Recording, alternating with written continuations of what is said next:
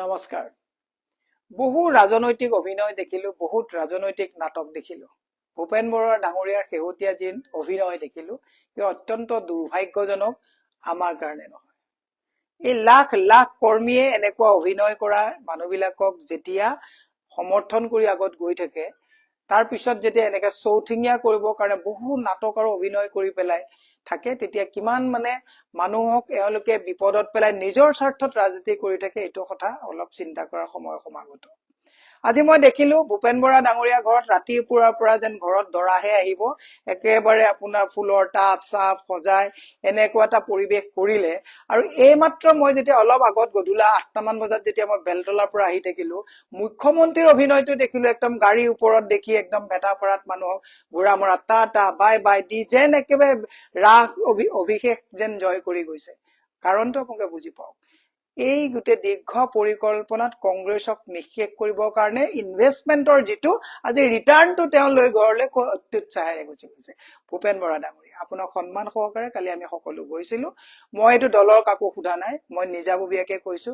মই যেতিয়া লোকসভা নিৰ্বাচন খেলিছিলো তেতিয়াৰ পৰা আপোনাক অতি ওচৰৰ পৰা চাইছিলো, তেতিয়াৰ পৰাই দেখিছিলো যে আপোনাৰ ওপৰত হিমন্ত বিশ্ব শৰ্মাৰ বহুত ইনভেষ্টমেন্ট আছে, নাটক বহুত হল। আমি সিদিনাখন গৌৰৱ গগৈ ডাঙৰীয়াৰ লগত যেতিয়া যাত্ৰা কৰিছিলো, 13টা চিট গাড়ীত আছে বুলি কোৱা মানুহজন আপুনি।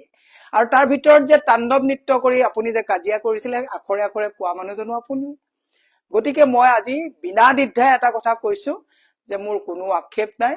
ভূপেন বৰা ডাঙৰীয়াক সৌজন্যতাৰ খাতিৰত আমি মনাবলৈও গৈছিলো, কিন্তু ভূপেন বৰা ডাঙৰীয়াই যিটো ৰাম ঠগন, আপুনি যিবিলাক কথা কৈছে যে মই এইটো সেইটো, অকল নিজৰ সুবিধাৰ কাৰণে আপোনালোকে ৰাজনীতি কৰিছে। মই 17 বছৰ বিজেপি কৰিছো। 12 চনত আনুষ্ঠানিকভাৱে মই পৰ্টফলিঅ'ৰ পৰা ৰিজাইন দিছো। তাৰ পিছত মই কা আন্দোলনৰ সময়ত এই সুদীৰ্ঘ সময়খিনিত 16 চনতো মই যথেষ্ট ঘনিষ্ঠতাৰে কাম কৰাৰ পিছত, তাৰ পিছত মই নিৰাপদ দূৰত্বত থাকি আপোনালোকে জানে যে 21 চনত মই কংগ্ৰেছলৈ আহিছো। দীৰ্ঘ এটা সময় এটা দলত থাকি আন এটা দলত আহিবৰ কাৰণে দীৰ্ঘ সময় মানসিক স্থিতি গোটেইবিলাক লাগিছিলে।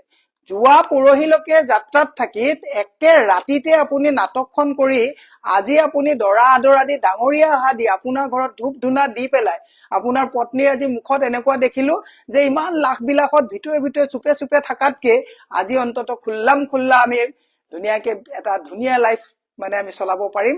তেওঁলোকৰ ফূৰ্তিত এনেকুৱা হৈছে যেন ঘৰলৈ জোঁৱাইহে আহিছে। এইবিলাক কথাত আপুনি যদি কংগ্ৰেছ ডুবাম বুলি ভাবিছে, কংগ্ৰেছটোৰ যদি কথা আপোনালোকে কৈ পেলাই যদি ভাবিছে মূৰ পুলুকা মাৰিব পাৰিব, আপোনাক আমি নিৰীক্ষণ 1 বছৰৰ পৰা মই লোকসভা নিৰ্বাচনৰ সময়ৰ পৰা চাই আছিলো। হাই পেকেজত আপোনালোকে কাম কৰি আছে, কৰক। আপুনি কি কবলগীয়া আছে কৰক।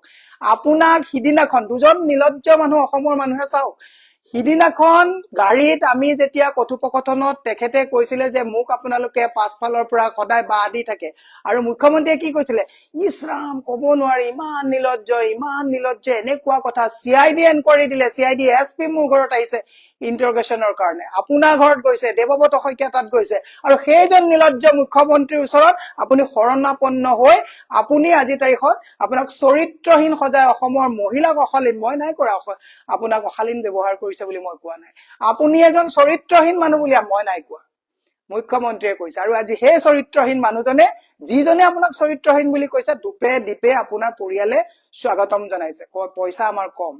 কিন্তু মোক যদি কোনোবাই চৰিত্ৰহীন বুলি কয়, মোৰ হাজবেণ্ডে কিন্তু ইয়াত যদি সোমাই কোনোবা তাক পিঠি ফালি ঘৰৰ পৰা পঠাই দিলে। ডিফাৰেন্সটো আপোনাৰ আৰু আমাৰ মাজত সিমানটোৱে যে আপোনাৰ আত্মস্বাভিমান নাই, স্বাভিমান নাই, নৈতিকতাৰ প্ৰতি আপোনালোকৰ কোনো দৰদ নাই। দুখ পাইছো আপোনাক, দুখ নাই পোৱা, লাজ পাইছো যে ইমান দিন আপোনাৰ নেতৃত্বত কংগ্ৰেছ দলটোত আমি কাম কৰি আছিলো। বেয়া পাওক, মোৰ কবলগীয়া নাই, এইটো মই ব্যক্তিগতভাৱে কৈছো যে আপোনাক চৰিত্ৰহীন বুলি কোৱা মানুহজনে কোৱাজনো কেনেকুৱা মানুহ, আৰু আপুনি যোৱাজনো আপোচকাৰীজন কেনেকুৱা। আপুনি নাটক কাইলৈ পৰা নকৰিব। আপুনি কোনে আপোনাক কিমান চেবটেজ কৰিছে নকৰিব। প্ৰত্যেকটো ৰাজনৈতিক দলত হিউমিলিয়েশ্যন থাকে, প্ৰত্যেকটো ৰাজনৈতিক দলত মানুহৰ পিছত মানুহ লাগি থাকে। আজি আমিও বহুত প্ৰত্যাহ্বান লৈ আছো। মই 100% আমি ইমানটো কথা কব পাৰো যে দলৰ যেতিয়া বেয়া দিন থাকে, মই যেতিয়া বিজেপিত আছিলো, বেয়া দিনত মই তাত বেয়া পাই থাকোতেও মই কেতিয়াও কোৱা নাছিলো দলটোৰ ক্ষতি হব বুলি। চৰকাৰ যেতিয়া আহিছে তেতিয়া হাত চাত ধুই ওলাই গুচি আহিছো। আজি কংগ্ৰেছত আছো, মই কংগ্ৰেছত আজি চৰকাৰ নথকা অৱস্থাত অত্যন্ত যদি চেপাটো থাকো, তেতিয়াও কংগ্ৰেছৰ ক্ষতি নকৰো, এইটো মোৰ নৈতিক দায়িত্বৰ ভিতৰত পৰে। কাইলৈ যদি কংগ্ৰেছে চৰকাৰ কৰে, চৰকাৰ কৰি যদি কংগ্ৰেছৰ মানুহবিলাক অহংকাৰী হয়, হয়তো কংগ্ৰেছত নাথাকিবও পাৰো, কাৰণ আমি ক্ষমতাৰ কাৰণে কেৱল ৰাজনীতি কৰা নাই। ভূপেন বৰা ডাঙৰীয়া, নাটক বহুত হল, অভিনয় বহুত হল, বন্ধুত্ব দিনত কংগ্ৰেছত গালি পাৰে আৰু কেইটামান ধুৰন্ধৰ আছে। গালি পাৰে, আপুনি এদিন মোক নিজেই কৈছিলে যে দলটো যদি ভাঙি থাকি গালি পাৰি যদি থাকে হিমন্তই বেয়া নাপায়, মোৰ লগত বন্ধু। আপুনিও খোলক কিমান কথা, আমিও খুলিম আপোনাৰ কথা। লাজ পাইছো আপোনাক পুৰহি চৰিত্ৰহীন বুলি কৈ আপুনি কোৱা সেই তেনেকুৱা কথা একে মুখ্যমন্ত্ৰীয়ে কোৱাৰ পিছত আমি CIDত আপোনাৰ নিচিনা এই তেনেকুৱা উদ্ভট কথা কোৱাৰ কাৰণে আমাৰ ঘৰত CIDয়ে ইন্টাৰোগেশ্যন কৰিবলগীয়া হৈছে, আৰু আজি নিলজ্জভাৱে আপুনি ভৰি ধুৱাই পেলাই তেওঁ তাত নি আপোনাৰ ঘৰত আৰতি উৰাইছে। যাওক, অকলে যাওক, তৃণমূলৰ কৰ্মীক লগত নি তাত বাৰান্দাৰ চুকত বহিবলৈ নাযাব। আৰু ভৱেশ কলিতাই আজি কি কথা কৈছে মনত ৰাখিব, যে আপুনি যাওঁতে সেই এজন ধুৰন্ধৰে আন এজন ধুৰন্ধৰকে স্বাগতম জনাইছে। বিজেপিৰ কোনেও কিন্তু আপোনাক স্বাগতম নজনায়, কাৰণ বিজেপিৰ সকলোকে 4 দিন আগত মুখ্যমন্ত্ৰী আপোনাক চৰিত্ৰহীন বুলি কৈ দিছে। এই কথাবিলাক মনত ৰাখিব। ধন্যবাদ।